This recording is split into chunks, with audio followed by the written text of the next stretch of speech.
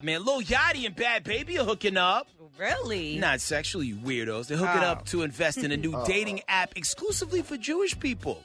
It's called Locks Club because, like sometimes people like to stick to their particular script. But the app is called Locks Club, and it's spelled like, the group The Lock. So, like, if you see the app and you think you're about to hear about Styles P, Jadakiss, and Sheik. Oh, like salmon. Yeah, like, like bagels with locks. Yeah. You know what I mean? Hold on here, Craig. Very Jewish. Yachty is Jewish? I didn't even know that. Nah, me neither. But you can still invest in. You can invest in that company. Yachty Goldberg. I invested on a lot of things in our neighborhood, and we none the wiser. Matter of fact, where can I invest? We need to invest in some synagogues. I'm just saying, just to plug back in. I'm going to be honest. I worked at a black-owned business, and one time a Jewish man came in there. He said, "Does anybody that work here Jewish?" I said, "No, I'm sorry, we're black-owned." He walked right out, said, "I can't support it then." Wow. See? Yeah. They be strong on their stuff. So, aid to bet yourself any way you can. That's how you do it. In other hip-hop news, let's talk about some bad news, man. So, Lil Durk's brother D-Thang was shot and killed yesterday in Chicago. Cook County officials confirmed that D-Thang, born Dante Brooks Jr., was fatally shot in the head and died instantly outside Club O in Harvey, Illinois. Now, Durk hasn't spoke publicly about his brother's passing, but unfortunately, Tekashi 6ix9ine did. It was wild disrespectful. Oh, Lord. And if something ever happens to Tekashi 6ix9ine, can't say you didn't earn it. You know what I mean? Because he be jumping out there speaking out at the worst times. And I understand, your thing is the troll, but, somebody lost somebody. That's not, there's no funny, no humor to that. There's nothing to joke around about.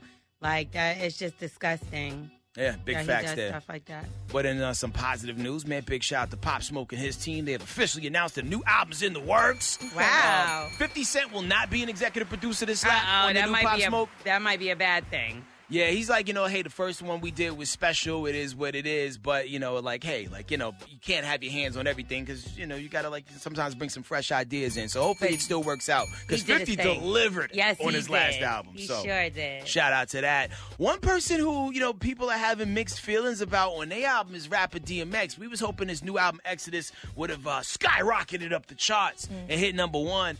It came in at number 8 on the Billboard Hot 100 charts. So actually the Billboard Top 200 charts, and it sold roughly 32,000 copies in its first week. But there is also talks about another DMX album coming out. Dame Grease, who was the original producer for DMX, back when his sound was a little bit more gritty. I'm talking the first album, Rough Riders Anthem kind of vibe, right? He has a whole bunch of songs with DMX in the can. He's like, yo, that album's better than the album y'all put out. Def Jam, put this album out. Right. So will it happen? We don't know.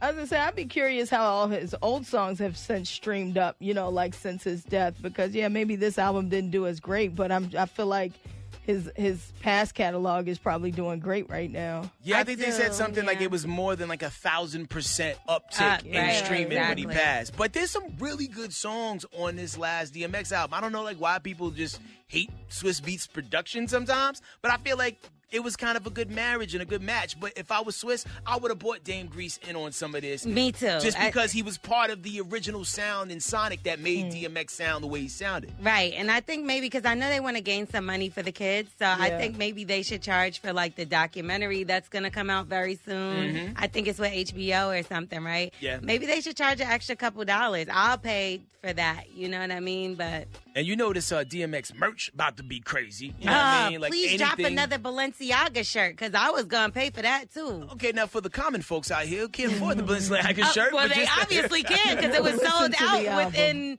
It was sold out within minutes. So I feel like a lot of people that bought those were resellers and people that usually be buying stuff just because they know there's hype attached to it. Right. But even to see a DMX shirt in a Hot Topic, or you remember when you started seeing cool rap shirts at Target, you know what I mean? I think DMX will make a lot of money that way, and that's how a lot of artists made a lot of money posthumously after they passed away. It's just they do these licensing deals with these companies and get it up that way. Hopefully it gets in the right hands, that money, when it is made. Because y'all ain't buying music, so there's evidence of that. Just stealing, take. Well, you pay for Apple Music, you pay for Tidal, you pay for Spotify, you pay for Pandora. And then they pay you pennies as an artist. It's rough out there, man. And then people ain't touring? Whoa, it's ugly out here. We are the Morning Hustle.